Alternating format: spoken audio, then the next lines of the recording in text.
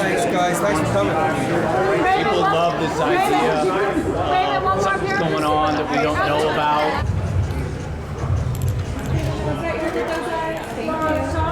Thank you, man.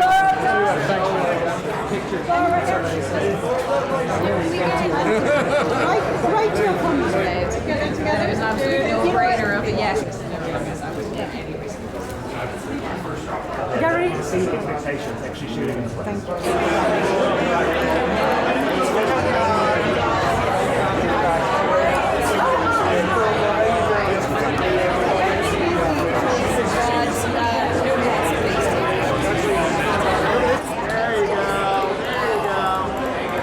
Everybody straight ahead, please. Guys, straight ahead. Everybody.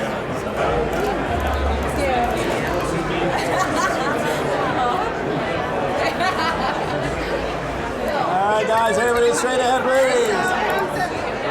Oh, there's googly eyes. Yes, right here. Thank you. Guys, everybody on this side, and we need everybody to move out. Can I get you guys over here? Eric, are you blocked here, or are you guys? Yeah, hey Danica, we're gonna need you guys to move. All right, nice and tight, guys. Sorry. How you find it? Hands over your big phone. So right there in the middle for Apple.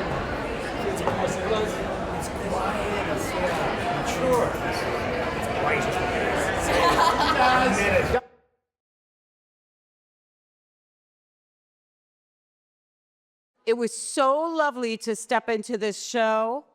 I was greeted so warmly. I was so excited to start, and such a collaborative crew. I already knew the style, I already felt it, and I felt like all the collaborative partners actually prepared me to be visually a part of it.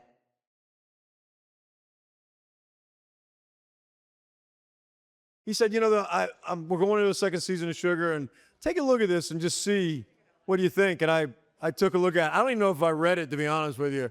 I just want to I'm always looking to do something with him. I'm being a little facetious. I did read it, and he let me put Fleischberg together.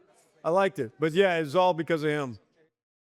Without giving away too much, something happens with Tom, and you get a chance to see, you know, Sugar, or Azukar, as I call him. You get a chance to see a different side of him. I like it when he's a little bit off balance. He's the way he is in real life. Just the greatest.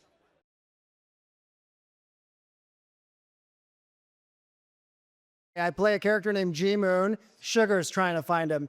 He's lost his way in actual life and in his internal life, and he's a former boxer who needs to be there for his younger brother, who is a prospect. I'm his trainer, and I'm not showing up.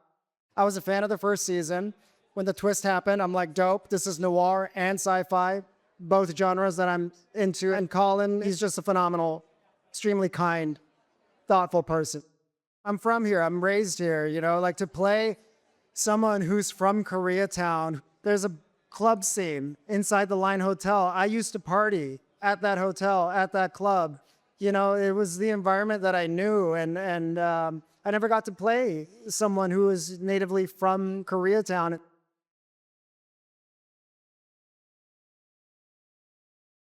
I love this show. I love doing the show. I just selfishly love working on it. I love the character. I love shooting in LA. I love working with Los Angeles crew. How does it feel? It feels weird because I was in my pajamas an hour ago watching the football at home on my couch. So it's always, these events are always surreal. There's a lot of heart goes into making the show. And some people that I know felt strongly about the first season, that they liked it, talked about that it was unique, that it was different. It is darker tonally, but also by virtue of way more night shoots, and the texture of it just feels more dangerous than the first year, I think. Even though it's a kind of a neo-noir show, he's different from your usual noirish private detective. He has a sense of optimism and decency that's very much on his sleeve. He believes in the kindness and decency of human beings fundamentally, which is a very hard belief to truck with in this world that we all share, of course. So he's a bit of an anomaly in this genre, which is lovely to play. Nice waters to swim in.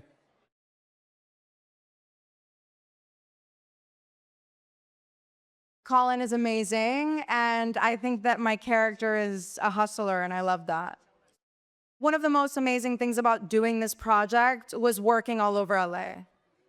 Filming all over LA was beautiful.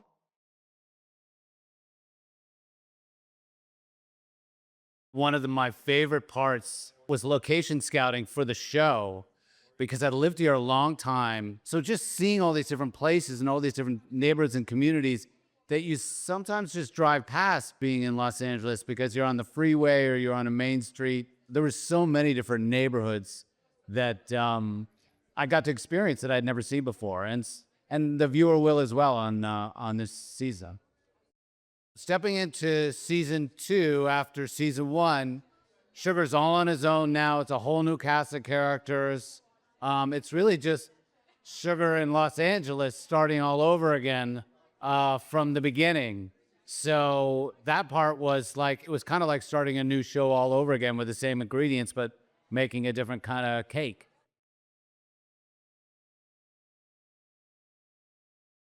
I'd seen the first season and I thought I thought it was great. Just the whole concept of this sort of film noir kind of detective on his own in the streets. And then the sci-fi element to it was kind of, very ballsy for me. And then Sam called me and I said, yeah, let's do this. My character, his name is Ray Vega. He's a LAPD officer, police officer. And he's kind of, I guess morally challenged would be the word.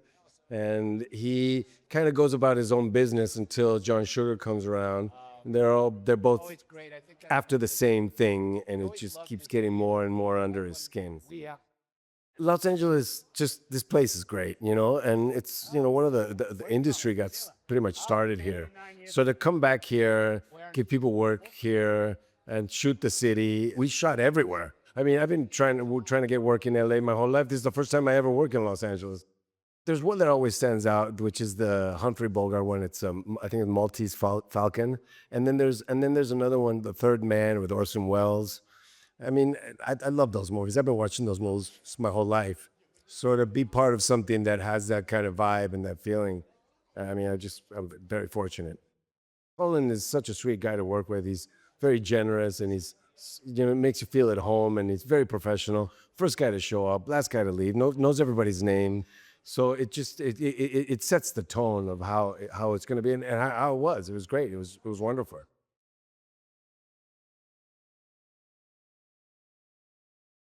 I'm the executive producer of Sugar, and the pilot script was so different than anything else I'd ever read before. It had like all the film noir detective elements that I love so much. It felt like a love letter to LA.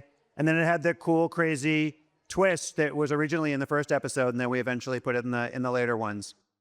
There's so many great scenes from this season. The exploration of Koreatown, especially in Los Angeles, which is a part of LA that you don't really see much in TV or movies, feels really fresh and different. We looked at tons of old film noir, old detective stories, both literature and movies and television when we started on this. And there's some great, classic LA ones from Chinatown to LA Confidential. And then we looked at everything from Big Sleep to Maltese Falcon to all the great detective, hard-boiled, black and white movies. And it shows up in explicit ways in the show, and then it shows up in kind of implicit ways too. In season 2, Sugar is still obviously the center of the show, but it's an entirely different world from the first season. The first season is sort of glitz and glamour of Hollywood, and this is more the like down and dirty back alleys of LA. And so it was really cool to just have a completely different palette for this season. I'm just excited for audiences to reacquaint themselves with Sugar, with John Sugar himself, with Colin, because he's so extraordinary in the show. And he's exploring all kinds of different aspects of the character this season. And it's some darker alleys he has to go down, some sort of edgier stuff for him to explore. And so that's, I think, probably the coolest part of the season.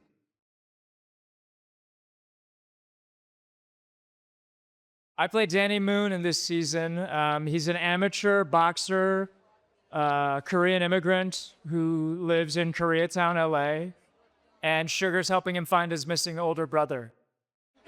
I'm wearing Viviano and also an original boxing robe from my character Danny Moon in the show. Beautiful. Colin's an incredible leader on set. He's so welcoming and inviting and collaborative and generous, and that made for felt so seamless to step onto the set and to work with him. And it felt like, I got to do scene study work with Colin every day. That was really wonderful. And I got to box, which I'd never done before, and that was a lot of fun. The beauty of John Sugar as a character and as a show is that the focus is always on empathy and deepening our understanding of other people's humanities. And I really love that about the show.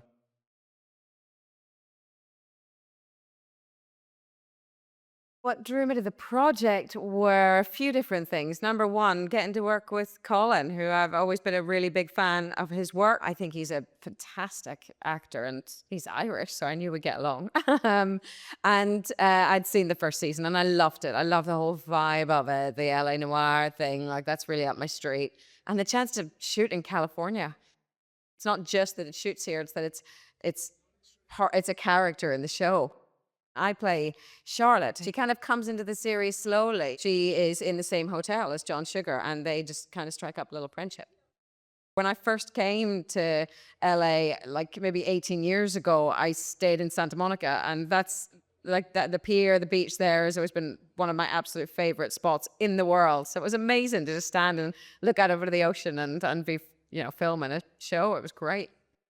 A lot of my scenes were in Paramount Studios, and I was driving in every morning through those famous gates on Melrose. And it was like when I was a little kid and decided I wanted to be an actress, that was what I thought I would be doing. So that was really, really cool.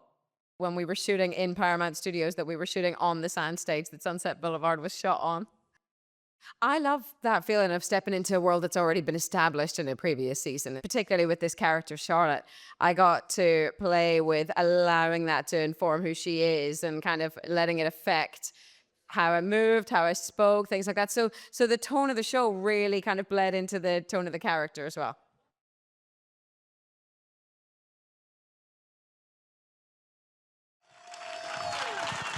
Hello, everyone. Thank you for coming. I'll keep it short-ish. Big shout out to the crew on this one, first and foremost. To get to shoot something, apparently a lot of you are here. To get to shoot in LA is an increasingly uncommon thing, of course, because, well, it ain't cheap. But there are no better crews anywhere else in the world, truly. There are no better craftsmen and women, and whether it's sound department or production design or camera operators or whatever it is. So it was an extraordinary opportunity for all of us. We were very fortunate to shoot a show here because it's not just the backdrop. LA isn't just the backdrop to this show. It's also a very significant character in the show. It's not a sociological dig, this show, do you know what I mean? There's a lightness to it, but we do get to look at some of the beauty of Los Angeles and some of the brokenness as well. The reason, it's not common to shoot in LA is because it ain't fucking cheap. And so I would be remiss if I didn't thank the keepers of the purse strings, Apple TV. And particularly Eddie Q, Zach Van Amberg, Jamie Ehrlicht, Matt Chernus, Rita Cooper-Lee, and our MVP, Spencer Wong.